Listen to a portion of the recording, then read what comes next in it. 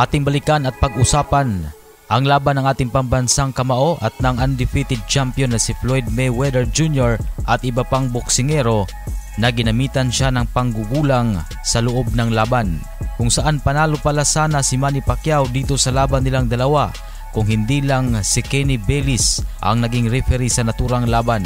Kung makikita mo sa laban nilang dalawa, binibaby masyado ni Kenny Bayless si Floyd Mayweather. Si Vic Drakulich ay isang veteranong legendary referee sa sports ng boxing at matatandaang nakapag-referee ito ng higit 600 laban. Nabatid na tanging si Vic Drakulich lang naman ang nagbigay ng points deduction ni Floyd Mayweather sa laban nila ni Jose Luis Castillo. Hindi pinalagpas ni Vic Drakulich na gagamitin ni Mayweather ang mga pandarayang estilo sa boxing, kung saan winawarningan lagi ni Drakulich si Floyd Mayweather at binibigyan ng mga deduction points.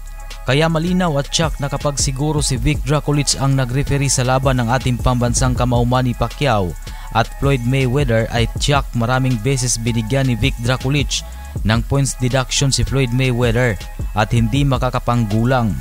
Dahil makikita naman natin sa laban ni Pacquiao at Mayweather na kapag susugod na ang ating pambansang kamao ay ginagamitan lagi ni Mayweather ng panggugulang si Pacquiao. Sa video nating ito ay ilalantad na natin ang mga patakaran ng boxing na hindi sinusunod o nire-respeto ng ibang boksingero, maging ang mga malalaking pangalan ng referee sa mundo ng suntukan. Sa mundo ng boxing ay kasama na talaga dyan ika nga ang tinatawag na mga anomalya, pandaraya o kaya panggugulang o kung ano paman. Pero kapag sobra na ay dapat na itong itama sa pamamagitan ng pagpigil at bigyan ng mga deductions. Dapat sinusunod ang rules ng boxing, mapa-amateur man o professional na laban. Ang bawat violation ng mga sumusunod ay makukonsiderang foul o maaaring magresulta ng warning o points deduction. At kapag matigas talaga ang isang fighter dahil paulit-ulit na gumawa ng pandaraya sa laban, ay posible pang mahahantong sa disqualification. Pero ang tanong, paano na lang kapag ang mismong referee ang hindi marunong at hindi sinusunod ang rules ng boxing o kaya tila nagbulag-bulagan sa harap ng pandaraya na ginawa ng isang boksingero sa laban? Kawawa talaga ang boksingero na patas lumaban sa mundo ng suntukan, dahil gagamitin nating halimbawa ang kadalasan sa laban ng ating pambansang kamao Manny Pacquiao, na alam naman ng lahat na karamihan sa laban niya ay sobrang panggugulang ang kanyang dinanas. Sa laban niya kay Floyd Mayweather ay makikita ang hindi magandang kinikilos ng referee dito. Aaminin man natin na nanalo si Mayweather sa labang ito, pero alam naman ng lahat na hindi malinis maglaro itong boksingerong si Mayweather. Dahil sa laban nilang dalawa ay halos puro warning lang ang ginawa ni Kenny Bayless sa mga violation na ginawa ni Mayweather sa loob ng laban.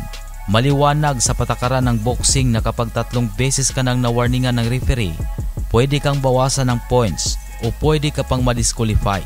At maraming maling galaw ang ipinakita ni Mayweather sa labang ito.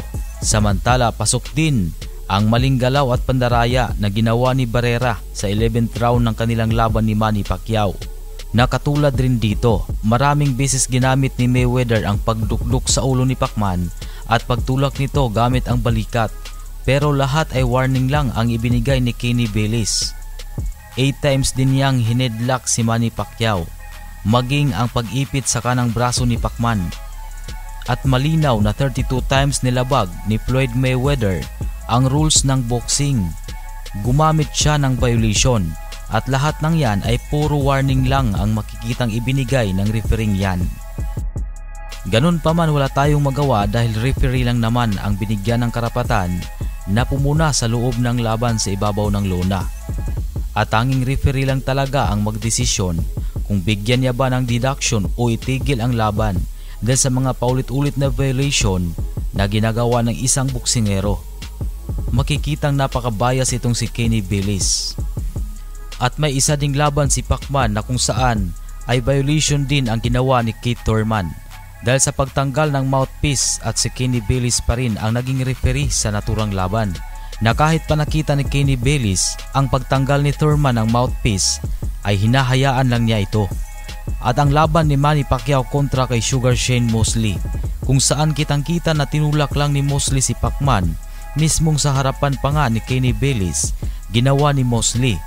Laking gulat na lang ni Pacman na bigla siyang binilangan ni Kenny Bayless sa kanyang pagkatumba dahil sa pagtulak sa kanya ni Mosley.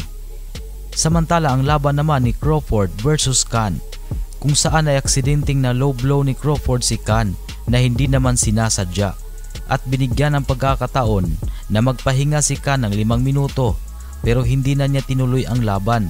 Kung tignan ay kaya naman sana niyang makarecover ng 5 minuto.